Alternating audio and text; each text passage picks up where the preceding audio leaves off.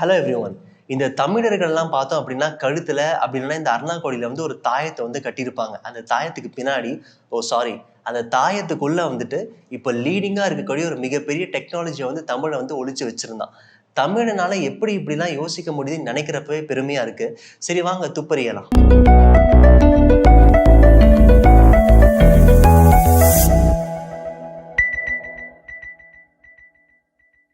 எல்லாருமே வந்து சயின்ஸ்ல படிச்சிருப்போம். Like atom is the smallest particle. எல்லா இடத்துலயும் வந்துட்டு ஆட்டம் இருக்குன்னு சொல்லிட்டு. இப்போ எனக்கு ஒரு சந்தேகம், எல்லா இடத்துலயும் ஆட்டம் இருக்கு அப்படின்னா எல்லா பொருளும் ஒரே பொருளாக தானே இருக்கணும்? எல்லாமே செங்கலா இருக்கணும், இல்லை கோல்டா இருக்கணும், சில்வரா இருக்கணும். ஏன் நமக்கு கோல்டு இருக்கு, சில்வர் இருக்கு, மண் இருக்கு? ஏன் ஒரு பொருள் வேற வேற மாதிரி இருக்குன்னா அதுக்கும் ஒரு காரணம் இருக்கு. இப்போ ஆட்டம்லயே வந்து பல வகையான ஆட்டம்ஸ் இருக்கு. இப்போ செங்கலுக்கான ஆட்டம்லாம் ஒன்று சேர்த்தா அது செங்கலா மாறிடும், கோல்டுக்கான ஆட்டம்ஸ்லாம் ஒன்று சேர்த்தா அது கோல்டா மாறிடும். ஆனால் அடிப்படையில் எல்லாமே ஆட்டமால தான் உருவாகுது. இப்போ அதே மாதிரி தான் ஹியூமன் பாடியோடைய பேசிக் எலிமெண்ட் பார்த்தோம் அப்படின்னா செல்.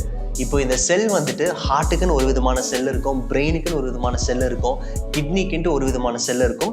இந்த செல்கள் வந்துட்டு அதோடைய ஃபங்க்ஷன் வந்துட்டு பண்ணிக்கிட்டே இருக்கும். இந்த செல்லுக்கு வந்துட்டு ஒரு டிராபேக் இருக்கு. அதாவது இந்த செல்லுடைய ஆயுள் காலம் வந்து ரொம்ப ரொம்ப கம்மி. ஒரு சில செல்கள் வந்து 45 டேஸ் இருக்கும், ஒரு சில செல்ஸ் வந்துட்டு 18 மாசங்கள் இருக்கும், இந்த மாதிரி. ஸோ அதுக்கப்புறம் இந்த செல்கள் என்ன ஆகும் அப்படின்னா அது வந்துட்டு செத்து போயிடும். ஸோ அந்த இடத்துல வந்துட்டு நமக்கு புதுசான செல் வந்துட்டு ஜென்ரேட் ஆகணும். இப்போ அந்த இடத்துல ஒரு புது செல் ஜென்ரேட் ஆகலை அப்படின்னா அந்த ஆர்கன் வந்து அதனுடைய ஃபங்க்ஷனை வந்துட்டு சரியா பண்ண முடியாது. அப்போ நம்ம வந்துட்டு நோய்வாய் வந்துட்டு படுவோம். இப்போ இந்த புது செல்ஸ்ல எங்கேருந்து உற்பத்தி ஆகும் அப்படின்னா ஸ்டெம் செல்ஸ் அப்படின்னு சொல்லுவோம். அங்கேருந்து தான் வந்து உற்பத்தி ஆகும். இந்த ஸ்டெம் செல்ஸை வந்துட்டு நம்ம மாஸ்டர் செல் அப்படின்னு சொல்லுவோம். இந்த ஸ்டெம் செல் நம்ம உடம்புல எங்க இருக்கும் அப்படின்னா எலும்பு மஜ்ஜையில இருக்கும். இன்னும் புரியுற மாதிரி சொல்லணும்னா இந்த நல்லி எலும்பு இருக்கும்ல, அந்த நல்லி தான் வந்து எலும்பு மஜ்ஜை. ஸோ அதுக்குள்ளதான் வந்துட்டு இந்த ஸ்டெம் செல்ஸ் வந்துட்டு இருக்கும். இந்த ஸ்டெம் செல்ஸ்க்கு 2 ப்ராப்பர்ட்டி இருக்கு. ஃபர்ஸ்ட் என்னதுன்னா இந்த ஸ்டெம் செல் வந்துட்டு தன்னைத்தானே வந்து மல்டிப்ளை பண்ணிட்டு இருக்கும். செகண்ட் ப்ராப்பர்ட்டி, இந்த ஸ்டெம் செல் இடத்துக்கு ஏற்ற மாதிரி தன்னைத்தானே மாற்றிக்கும். இப்போ உதாரணத்துக்கு நமக்கு பிரெயினில் இருக்கிற செல்ஸ் எல்லாம் வந்து குறைஞ்சிருச்சு, பிரெயினுக்கு செல்ஸ் தேவைப்படுது அப்படின்னா இந்த ஸ்டெம் செல்ஸ் உற்பத்தி பண்ணுற செல் வந்துட்டு பிரெயினுக்கு போச்சு அப்படின்னா அது பிரெயின் செல்லாவே மாறிடும். இப்போ ஹார்ட்டுக்கு போச்சுன்னா ஹார்ட் செல்லாவே மாறிடும். ஆனால் இந்த ஸ்டெம் செல்ஸ் எல்லாமே வேற ஒரு ஆர்கனுக்குரிய செல்லாக தன்னைத்தானே மாற்றிக்கிறதுக்கு ஒரு சில கால அவகாசம் வந்து எடுத்துக்கும். அதனால தான் நம்ம கை உடஞ்சி டாக்டர் கிட்ட போனோம் அப்படின்னா ஒரு புத்தூர் கட்டு போட்டு கை அசைக்க முடியாத அளவுக்கு பண்ணிடுவாங்க. அதுக்கான காரணம் ஸோ அங்கே இருக்கிற செல்ஸ் இல்லாததுனால ஸ்டெம் செல்ஸ் என்ன பண்ணோம், செல்ஸ் உற்பத்தி பண்ணி அது கைக்குரிய செல்லாக வந்து மாற்றிட்டு இருக்கோம். ஸோ அதுக்கு நமக்கு ஒரு 45 to 50 டேஸ் டைம் ஆகும். ஸோ அது வரைக்கும் இங்கே எந்த ஷேக்குமே வந்து இருக்கக்கூடாது. ஸோ அதனால தான் வந்து ஷேக் பண்ணாத அளவுக்கு ஒரு கட்டு வந்து போட்டு கொடுத்துட்றாங்க.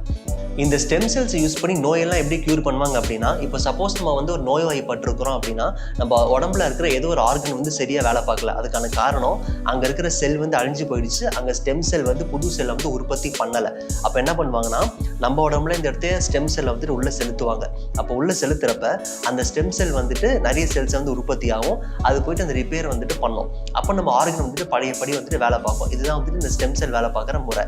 இதுதான் நம்ம பழந்தமிழன் என்ன பண்ண அப்படின்னா ஒரு குழந்தை பிறந்த உடனே அதோடைய அந்த அம்பிளிக்கல் கார்டு இருக்கும்ல, தொப்புள் கொடி, அந்த தொப்புள் கொடியை கட் பண்ணி அது வெயிலில் காய வச்சு பவுடர் ஆக்கி தாயத்துக்குள்ள வந்து போட்டுருவாங்க. இப்போ அந்த குழந்தை வளர்ந்து பெரியவன் ஆனதுக்கு அப்புறமா அவனுக்கு ஏதாவது ஒரு டிசீஸ் அந்த மாதிரி வந்துருச்சு அப்படின்னா அந்த தொப்புள் கொடியில் இருக்கிற அந்த பவுடர் எடுத்து கலக்கி குடிக்கிறப்ப அவன் உடம்புல வந்துட்டு அந்த ஸ்டெம் செல்ஸ் வந்துட்டு புது செல்ஸ் வந்து ரீஜெனரேட் பண்ணும். ஸோ அதனால வந்துட்டு ஒரு பர்டிகுலர் பீரியட்ல நியூ செல்ஸ் வந்ததுனால அவங்களுக்கான டிசீஸ் வந்துட்டு போயிடும். இதுக்கு அந்த 2000 இயர்ஸ்க்கு முன்னாடி பார்த்தோம் அப்படின்னா இப்படி க்யூர் பண்ணியிருக்காங்கன்றதுக்கு நிறைய ஸ்கிரிப்ட்ஸ் அண்ட் ரெக்கார்ட்ஸ் வந்துட்டு இருக்கு. ஸோ இதுதான் வந்துட்டு இப்போ நம்ம stem cell banking and umbilical card banking அப்படின்ற பேர்ல ஒரு குழந்தை பிறந்ததுமே வந்துட்டு அந்த ஸ்டெம் செல்ஸை வந்துட்டு கலெக்ட் பண்ணி ஸ்டோர் பண்ணி வச்சுட்டு இருக்கோம். இந்த ஸ்டெம் செல்ஸை யூஸ் பண்ணி 80க்கும் மேற்பட்ட நோய்களை வந்துட்டு கியூர் பண்ண முடியும்னு சொல்றாங்க. ஆனா இப்போ ஒரு குழந்தை பிறக்கிறப்பே வந்துட்டு அதுக்கு ஒரு சில டிசீஸ் இருக்கும்ல. ஃபார் எக்ஸாம்பிள் லைக் சக்கரை வியாதி இருக்கும், இல்லைன்னா கேன்சர், இல்லை அல்சைமர்ஸ் டிசீஸ், இந்த மாதிரி இருக்கும் குழந்தை பிறக்கிறப்பவே. அப்போ அதோடைய இம்பாக்ட் அந்த ஸ்டெம் செல்லையுமே இருக்கும். அப்போ அந்த குழந்தை வளர்ந்ததுக்கு அப்புறமா அந்த டிசீஸ் வெளியில தென்படுறப்ப அதே ஸ்டெம் செல் எடுத்து நான் உள்ள போட்டேன் அப்படின்னா கியூர் ஆகாது. ஏன்னா அதுக்கான இம்பாக்ட் ஸ்டெம் செல்ல இருக்கு.